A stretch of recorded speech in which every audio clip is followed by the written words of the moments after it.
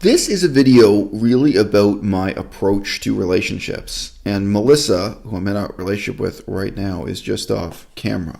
Now, why would anyone make a video talking about their approach to relationships? I think it was really interesting for me to see how new and different and unexpected this aspect of my philosophy was for Melissa.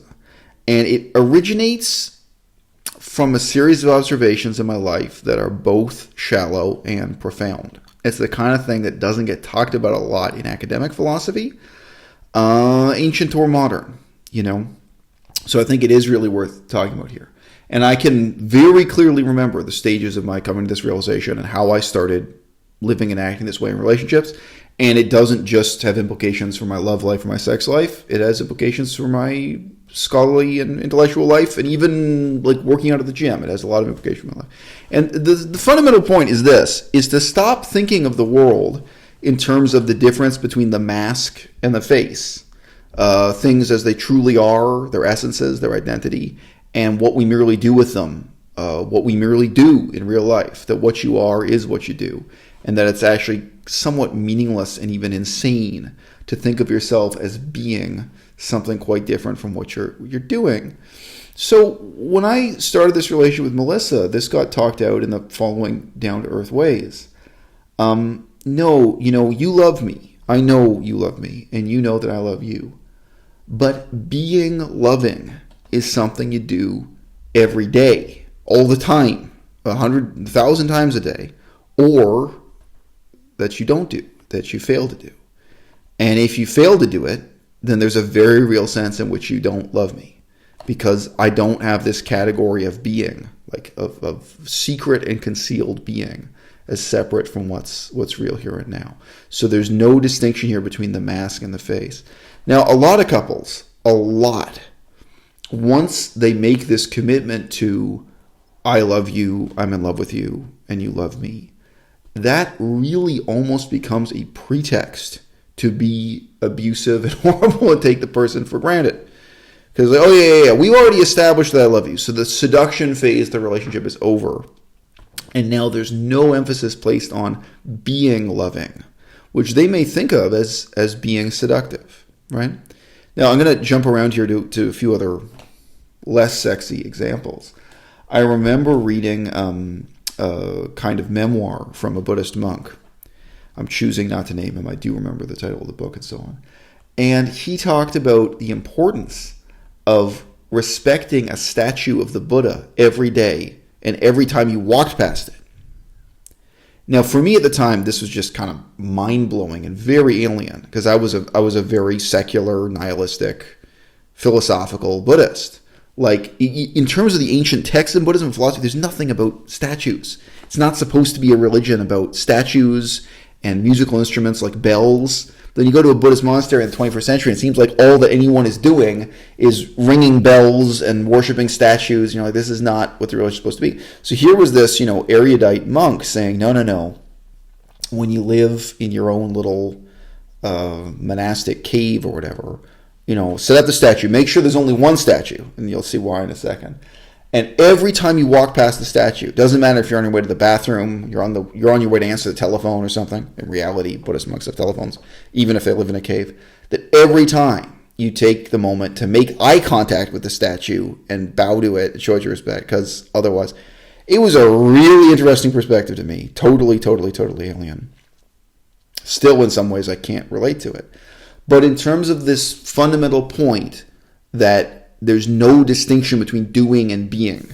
You know what I mean? It's like, well, what? If you don't do this, so what are you? Are you the kind of Buddhist monk who only bows to the statue when there were other people around to perceive you? Are you the kind of Buddhist monk who only bows to the statue on holidays? Why are you here? Why are you in this cave? Right? Like, what is it you do? I mean, it's an interesting point where it's like, well, this is merely symbolic. But if you're not doing this all the time, what are you? Who are you? What are you doing here in this cave? Then you're just some guy in the cave going to answer the phone, right? So, I mean, there's a real sense in which, so we live in a small apartment in Victoria.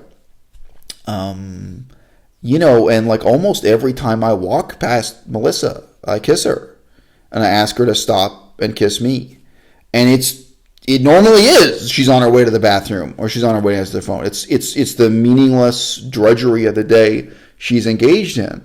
And I stop and I take that moment to kiss her on the face, kiss her on the cheek, and, whether or not I tell her I love her, squeeze her hand and look in her eye and have that icon, have that moment, whatever, of being loving, like all day, every day. Yeah. And, and I think if other people were watching, they'd be really surprised and think it's to a ridiculous extent.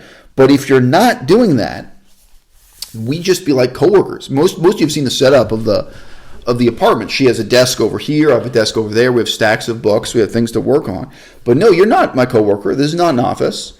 Every time, and sometimes she's in a rush. Hey, hold on, let's take the moment to kiss and hold hands or whatever, So again, being loving, it's not something separable from being in love or making this decision. I love you. Now, I mean, again, Melissa, I don't know if you want to jump in, but I mean, I remember for you that was really jarring. Yeah. When I said to you, no, it's not enough that you love me or you're in love. I know that. But this isn't about knowing that. This isn't about identity. This isn't like a hat you put on or a badge you sew onto your jacket. I mean, it's not. If you can't actually be loving as a practice, if you don't get into the habit and rhythm of doing it all the time, then it's, Exactly. Yeah. I mean, most of the relationships that I've seen have not operated that way. Including my own parents, and that's the number one example that you have as a child growing up. I mean, unless you grow up in a family that the parents are divorced, but your parents would not act in an overtly loving way like this. Sometimes they would, have romantic gestures and just seemingly out of nowhere they would, kiss each other and hug each other. So it's not like it was a totally unloving relationship or something, but I think it was really that kind of operation, I saw my mom making dinner, and then my dad would come home from work. My dad would give her a kiss and a hug, and then he would go watch TV or tinker on whatever thing he was doing in the garage, and then my mom would finish dinner, and we'd sit down and have dinner. And you become more like coworkers, right? Yes, and especially when raising 3 children, that becomes your job too, and it's less about being loving toward your partner and more about raising your children and also the relationship with children. You should be loving too. And well, okay, I kind of feel that's a topic for another video. It is, but you're right, there is actually a question of how I apply this in trying to be loving all the time towards my daughter. The difference is then you also do have to discipline children. You do have to exactly. But look, I want to stay on topic here. It was different than what I had been exposed to, and I think it is a much better way to go about relationships, but it's hard work, and people don't want to face up to the fact that... Well, what I was going to say is, though, but when it really comes up is when there's a conflict between us. Yes. Because that was something I had to talk through with you. It's like, look, I know you're having this conflict with me about what brand of toothpaste you want to buy, whatever the example is. But because we do, we've had conflicts about, some things are profound, things are political or philosophical or something you want to talk about, but most of the time, it's something like you want to buy a brand of toothpaste. I mean, it can be something relatively trivial or meaningless to that. And it's like, look, you've got to learn to do this. You've got to practice. To be loving. Right. You have to. But the point is not that I want to silence you. Point is, look, this is a real conflict. Even if it's just a tube of toothpaste, there's something here you got to communicate to me. But you've got to learn to do it in a loving way. You've got to learn to be loving. You've got to practice being loving, even in the middle of conflict, even in the middle of a dispute. Yeah. Don't be an asshole. Treat the other person with respect, even if. Okay, but it's not. That's not just what I mean, though. This is like, the thing is, if you're a scholar all the time. All the time. There is no skiing vacation for you. When I was a scholar of Pali, this ancient language, I had it with me. I had it on my person. I had the language, and I didn't use a cell phone. I didn't use a portable computer. I had pen and paper type resources. And I would study it at work when there was a delay between meetings or something. Like I'd be sitting on a plastic chair in a hallway, in an office building in Hong Kong doing it. I would study it on my way to the gym and at home in spare. I would wake up early at 6 a.m. and study it before going to work. That's being a scholar. And you do it all the time, or else that's not what you are. And that's also why I had no problem speaking of myself that way. I didn't have an ego problem like, well, I'd like to study this, I'd like to be a scholar of this, but I don't have a PhD or something. And within 2 years of living that way, being really committed, of course I knew more than the people with PhDs. Most people with PhDs don't have that kind of discipline. They don't have that kind of engagement. So, I mean, there are a lot of things like that. Not everything is like that. But, I mean, the point is, look, if I'm loving you is something I'm doing all the time. It's at that level of kind of seriousness and commitment. But the disadvantage is this brings with it higher expectations, right?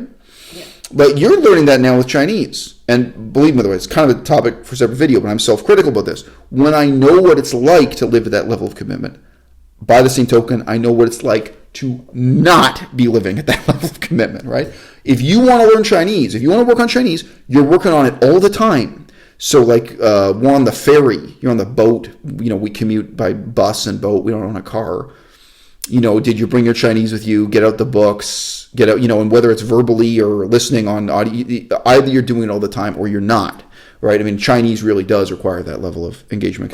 So there are all kinds of things in life that are like that. Now, I think, again, this came up recently, if you're really serious about being a musician, maybe that's not a perfect comparison, but whatever. Are you playing? Are you studying music all the time? There's some other questions to this. My relationship with my ex-wife was like this to a greater extent than I think most people would guess. Now, yeah, it was different. Every woman in my life has been dramatically different from all the rest. Different kinds of struggles. But you've heard this anecdote before, babe. Toward the end of my relationship with my ex-wife, obviously, whether or not it got worse towards the end, obviously there was less optimism towards, but toward the end, not early in the beginning, we'd already been together for years. We went and checked into a hotel in Taiwan together, her and I. And, as is often the case, you had to kind of wait around and do nothing while the front desk staff got their act together. So there were a bunch of front desk staff kind of standing around doing nothing, watching us. And we were just repeatedly holding hands and kissing and smiling at each other. And we kind of walked over to the window and looked out the window and, had a little bit of chit-chat and then walked back. But we repeatedly, as we moved around the room in this foyer, the check-in area of this hotel, we were kissing each other and holding hands and smiling, and making eye contact with each other. Again, the eye contact is kind of a giveaway.